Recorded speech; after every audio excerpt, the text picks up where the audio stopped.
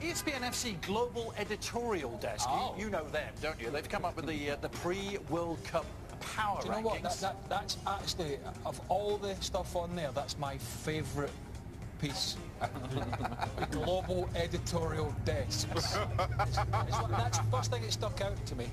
Brazil 1 and Germany 3 in that list. I mentioned those two nations particularly because they meet Tuesday in Berlin. Raf Honigstein joining the show now. Raf, you know, we kid around on this show a lot that international friendlies don't mean much. Is this an exception to that rule, given that it's the first meeting since Belo Horizonte? No, I don't think the result means anything, really. Of course, Brazil would like to beat Germany. It'd be nice, you know, give them a bit more confidence, maybe put one or two nightmares to rest, but it doesn't really matter. What matters is for some of the individuals, because certainly on the Germany side, probably on the Brazil side as well, a real chance for some who's just sort of 12 to 14, 15 in the squad to tell, to learn and teach respectively that they should be starting. So there's a lot of riding for individual players, but for the teams, not that much. Raf, what do you make of those global rankings that we've come up with Brazil 1 and Germany 3? Do you think that's pretty accurate? I don't know what that's based on. Is it just someone picking numbers out of thin air? That's why I asked for your esteemed reaction. I would never suggest that, of course. I'm sure there's a real, really detailed algorithm behind that, calculating all sorts of stuff. Look, I mean, those teams have not played against teams from without their confederations in a long, long time. It'll be a good test to see where they are, because Brazil dominated a very poor, relative to the usual standard, South American qualification round. Germany had an easy group, won everything. They're unbeaten in, I don't know, 18 games now. So, you know, we'll know a little bit. But as I said, I'd be very doubtful whether we see anything like the first team. So you'll see Brazil A- and Germany B+. How that relates to each other, very difficult to say. It's a good problem to have, though, isn't it? As Raf said, when you're looking at your squad potentially out with the so-called first 11 that Germany have. Players that can come in and do a job. I mean, they showed that at the Confederations Cup. I mean, I know it's a poorer standard, but they're still showing they've got a good group of players that can come through. Just thinking back to that list, was it Spain? It was number 2. Yeah, I can't remember. Yeah, I mean, I don't know how. You know, clearly people at editorial desk throwing emails around for fun. Global desk throwing global emails around, which I must have deleted. I have to say, thankfully. Well, I know you didn't put England at 9. That's no, but I mean, you know, the Germans. Spain have looked good in terms of the transition under their new coach, but I don't see how you would, and it's only just for argument's sake, how you'd put them above Germany, who were the World Cup winners in 2014, deservedly, look strong again. But the trouble is, for most of the big European countries, for them, World Cup qualification is relatively simple. For the real big nations, so as Raf said, the test doesn't come until you get to the World Cup. I believe you two agree with those rankings up to a point. Brazil ahead of Spain and Germany. Do you agree with that?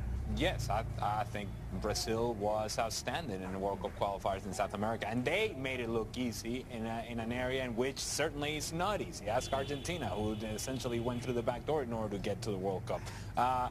For me, Brazil, the only caveat is what's the status of Neymar. And if he's healthy and if he's prepared and if he's ready to go, I think he puts them in a different category than some of the other teams that were on that list. Yeah, I'm with Ali. And as much as Raf believes that South American qualifying this time around was substandard by the level you normally come to expect, you have to remind yourself that Chile didn't qualify out of South America. And this is a very good Chile side, as we saw in the friendlies during the course of this week. And Brazil made somehow CONMEBOL qualifying look simple. Lots to look forward to in Berlin then. They were in that first meeting since 2014. Lots to look forward to for one Thomas Tuchel as well, Raf. While we got you, I want your thoughts on what his future or where his future might lie. I mean, Tuchel has been linked with all sorts of clubs, Bayern Munich, Arsenal, Chelsea, PSG as well. Apparently there are reports that he's somehow turned down Bayern Munich. Help us get to the bottom of this and the truth. Where do you think Tuchel is heading? Okay, so he hasn't turned down Bayern because Bayern never made an offer to him. That's what happened was, well, Well, yes, effectively, because Bayern, in the person of Uli Hoeneß, still believed, or still believe maybe somewhere, that they can still talk Jupp Heynckes round. Thomas Tuchel has been very patiently waiting, has been talking to a lot of people, but on Friday he said to them, I know you're still waiting on Heynckes, but I just want to tell you, I'm not available. I've agreed to go somewhere. See you later. Let's meet this again in 3 or 4 years' time. Of course, at that point, the story breaks. Not from Thomas Tuchel, because he wants to play it carefully. He's got an agreement with the next club who want to announce it when they feel ready. But of course, on the other side, as you can expect, that sort of news doesn't really stay secret. And Bayern, in a bit of panic, suddenly said, no, we don't want actually Heynckes to stay. Actually, would you mind changing your mind? Can we not talk about this? They really tried talking him round because he is the number one choice after Heynckes. But he said, no, I'm sorry, I've agreed to go. At which point all the speculation starts. Where is he going next? Kicker had the story he's going to Arsenal. Others had a story that he's going to Chelsea or to PSG.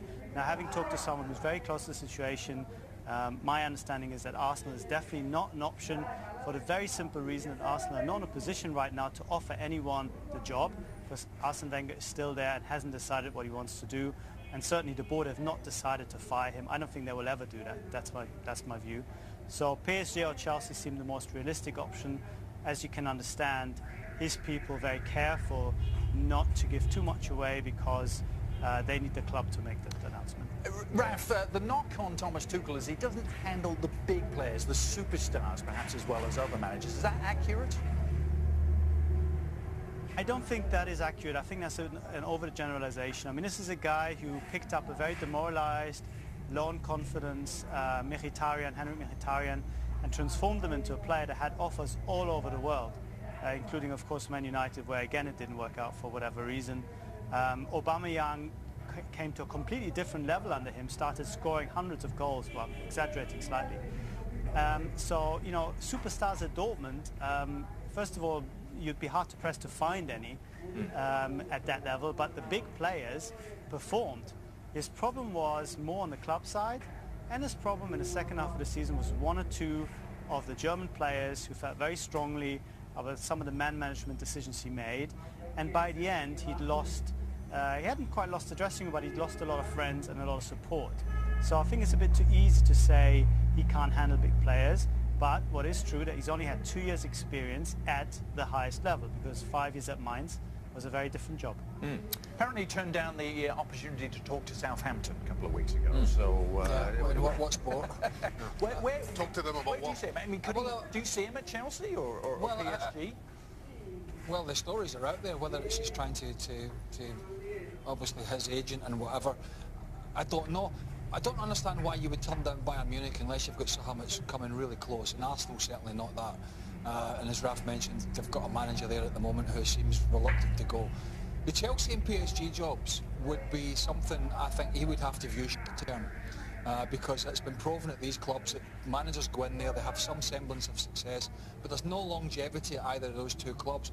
I think what this is saying to me, and we've talked about it on the show with the boys before, is that there is a lack of what we would call big-name managers out there at the moment, and a potential merry-go-round about to happen with certain clubs around Europe, the elite clubs, and there's no big-name managers that we would sense out there ready to go in and take the job. I mean, Ancelotti's been around most of the clubs already. Hiddink sort of been and gone. Mourinho's at Man United. Pep's at City. Heynckes at Bayern Munich is 70 plus, so he's not going to. If he's going to stay on, it's only going to be at Bayern. It is difficult for these clubs now just to go out and pinpoint a so-called big-name manager with a resume as long as you're on. And it sort of tells you, by the way, that a guy like Thomas Tuchel, who, with all due respect, I don't know that the credentials are as strong as, say, as going and coaching PSG or Arsenal or Chelsea or whatever the case may be. But somehow we seem to go in the direction of Thomas Tuchel and say he's going to be the answer to all sorts of questions. And I think there are more questions about Thomas Tuchel than there are about the teams that are searching Thomas Tuchel. And it just kind of tells you what you're talking about. There's a shortage of options out there that force teams into, in my mind, settling for a guy who I don't think